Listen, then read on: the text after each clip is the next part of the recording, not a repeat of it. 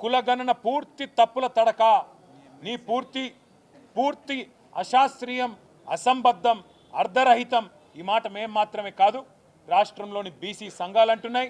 స్వయంగా మీ Congress party MLC కూడా ఇది చిత్తు కాగితంతో సమానం, దీన్ని కాలబెట్టినా తప్పులేదని కాలబెట్టింది.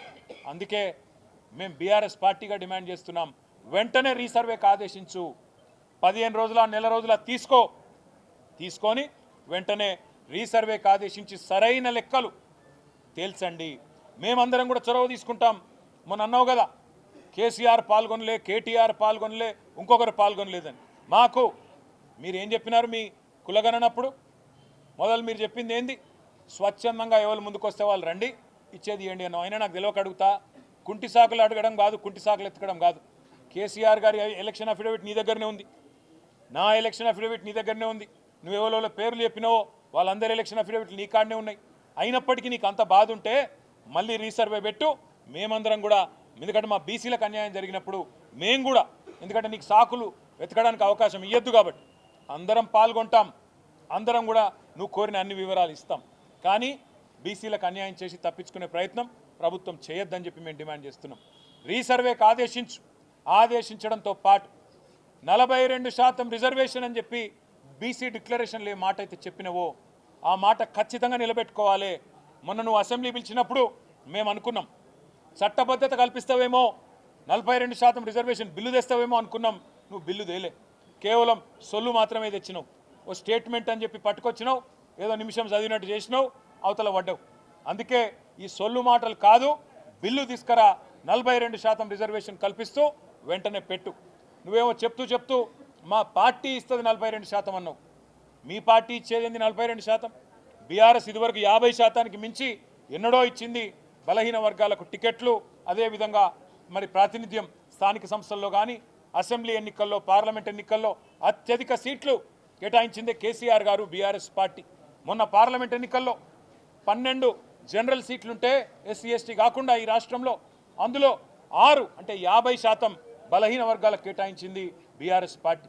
అట్లే శాసనసభ ఎన్నికల్లో మీరు మోసం చేసినారు కాంగ్రెస్ పార్టీ వాళ్ళు. 34 సీట్లు ఇస్తామన్నారు, పార్లమెంటుకు 2 చొప్పున. కానీ మీరు అల్టిమేట్గా ఇచ్చింది 19. ఆ 19లో కూడా ఓల్డ్ సిటీలనే 5 ఇచ్చింది. అందుకే అంటున్నాం, మీకంటే ఎక్కువ 34 సీట్లు చెప్పకుండానే బలహీన వర్గాలకు 34 సీట్లు ఇచ్చి మా చిత్తశుద్ధిని ఇదివరకే చాటుకున్నాం.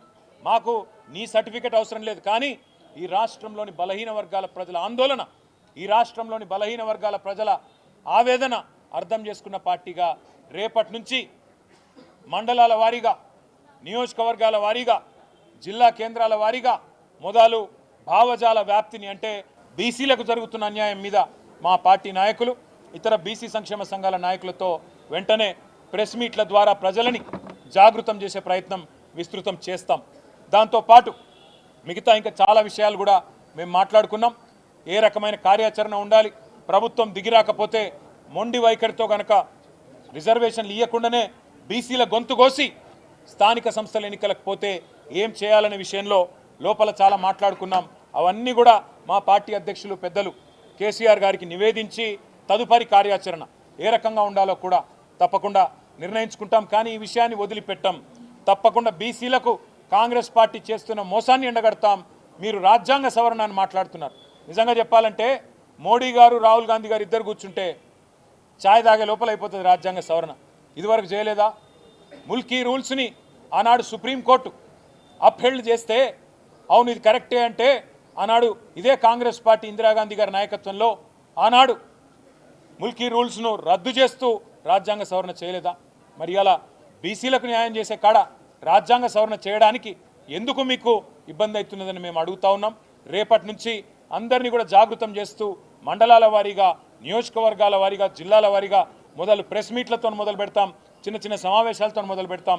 తదుపరి కార్యాచరణ ఎట్లా ఉండబోతుందో పెద్దలు కేసీఆర్ గారితో ఒకసారి అంతర్గతంగా చర్చించిన తర్వాత ప్రకటిస్తామని చెప్పి కూడా తెలియజేస్తూ, రేపటి నుంచి మా నాయకులందరూ కూడా జిల్లాల వారీగా, నియోజకవర్గాల వారీగా, మండలాల వారీగా పార్టీ మొత్తం కూడా మరి ఈ కార్యక్రమాన్ని తీసుకుంటుందని చెప్పి కూడా తెలియజేస్తూ మళ్ళీ మీ అందరికి కూడా ధన్యవాదాలు, నమస్కారాలు, థ్యాంక్ యూ.